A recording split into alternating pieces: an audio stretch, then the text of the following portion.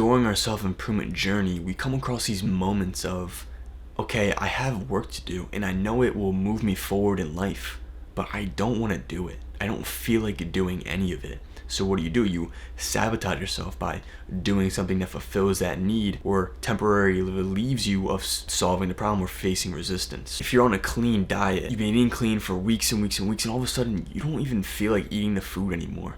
So what you do is you cheat on your diet, you eat a donut, you eat a cookie, and you go on this huge spree. And for what? Because you wanted some temporary relief? Because you couldn't keep up with your diet?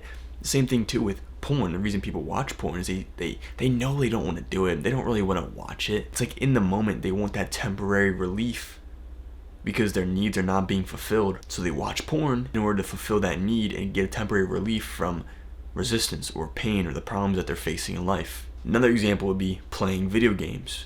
A lot of people, they play video games because it makes them feel like they're achieving something in life. It gives them that pat on the back that life never gave them because they've never really tried or faced actual resistance in life. You see, our brains are designed to be comfortable. They're designed to want to put us in a box, put us in this our comfort zone, if you ever heard of that. And what this does is it doesn't let us get out of it. When we want to do something, we want to grow, we want to get better on self-improvement, but when we're faced with actual pain and resistance, our comfort zone in our brain sabotages us and keeps us in this box. So how can we overcome self-sabotage? How can we overcome this feeling of, okay, I know I have to do this, but I keep putting it off, I keep not doing it and doing something else to temporarily relieve myself? There's a few problems with this, right? Your inner narrative, this concept you have of yourself is not up to date with your goals and your visions and what you have in mind for yourself. What is our self-concept? Our self-image or self-belief. There's self-concept, self-belief, it's all the same. Your self-concept is made up of your environment. It's made up of what people have told you. It's made up of the content that you consume. Your self-concept or self-image is made up of all the things that you do in life. The person who you are today is made up of all the actions, choices, thoughts, and environments and things that you consumed all your life has created the person who you are today. We still have that survival brain from back in the day when we were trying to survive instead of thriving. In this new era, when we live in a world of abundance, we need to learn how to thrive instead of just trying to survive and trying to meet our basic needs that we already have fulfilled, but we don't even know it. Update your self-image. Tell yourself that the work that you have to do is good for you. Tell yourself that you are the type of person to do the work or to not do the bad habits or to not do those things. You can go either way with good or bad. The next way we can overcome self-sabotage is to take accountability. It's all your fault. The reason that you keep sabotaging yourself is because of you. It's not anyone else's fault. Blaming others and blaming other things is also a sign of self-sabotage. The reason that we blame others is to get that relief off of us. Just, it's not our fault, because it hurts to kind of understand that our life, the reason that we aren't where we want to be is because of the choices that we made, the things that we did all our lives. Because your life is made up of what? All the choices that you made. It's not about what you thought you wanted to do. It's not about what you wanted to do. It's about what you actually did. So take accountability and understand, okay, in order for me to move forward is by taking accountability. You have to realize it's mostly all your fault why you keep self-sabotaging yourself. We need to recognize a few things before we step away from self-sabotage and actually start achieving our goals and doing the things we were always supposed to do. Our habits and our behaviors are designed by our innermost needs, good or bad habits. The reason that you keep relapsing and watching porn is because maybe you want to feel loved or you want to actually feel like a feeling of belonging. It's not about porn itself, it's about you wanting to get that temporary relief of feeling belonging or feeling love, because you don't actually get it in real life. And unfortunately, things like porn, they give you these things instantly, and so you become addicted to it. So you're like, okay, I want to feel loved by others, I want to feel a sense of belonging, so you go to watch porn. Same thing with video games. Like I said earlier in the video, the reason that you play video games is because it gives you a sense of accomplishment, because maybe you've never really accomplished much in your life. So Video games gets you that easy fulfillment, that easy need. It fulfills your need of wanting good self-esteem, high self-esteem. It gives you that feeling of belonging because you're actually achieving something in the video game, but in real life you're not achieving shit.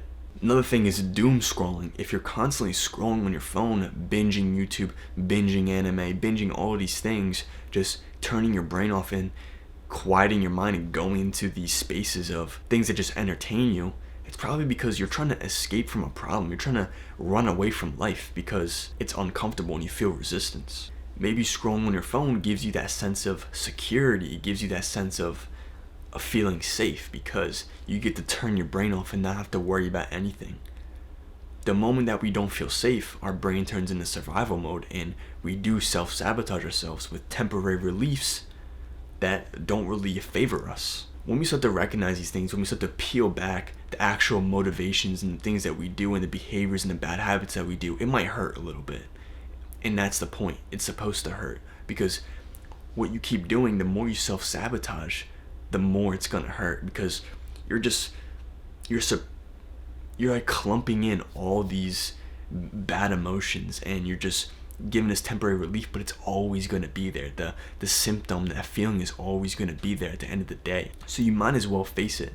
When we open this box of our bad habits and realize why we do them and what we actually need, it's probably going to hurt. And with knowing that, you have to take the accountability, take some responsibility for those feelings that you pushed away and move forward. Understand them and recognize them. The reason I keep self-sabotaging myself is because I'm afraid of feeling. I'm afraid of feeling feelings. Because honestly, feelings are in the way of a lot of things in life. And the thing is, you shouldn't push away your feelings. Feelings are always going to be there. And they're really powerful. But I'm not sitting here saying, bro, just tell me how you feel. Just tell me how you feel and blah, blah, blah. Because what you need to do is recognize your feelings and validate them. Because your feelings are valid. But a lot of the times, they're not totally accurate. They're not totally up to date with what reality actually is. These self-sabotaging habits are not problems at all, but they're just symptoms of you not fulfilling the actual need that you need in life. For example, I'm gonna bring up the video games example. The reason that you probably play video games is because you don't get any sense of fulfillment or achievement in life, so you go into video games. So what does that mean? You look at that and you be like, okay, how can I actually feel achievement in real life? It's by what? Getting small wins. It's by cleaning your room, making your bed, doing these little things at a time to fulfill that need. You won't even need to play video games anymore because you're getting these small wins in life. With the porn example, what you actually need is love or feeling of belonging. You don't actually want to watch porn. You know that shit's bad for you. But what you actually need is to love yourself. It's to know that God loves you, your family loves you, your friends love you. You have love, you have belonging. You just don't recognize it.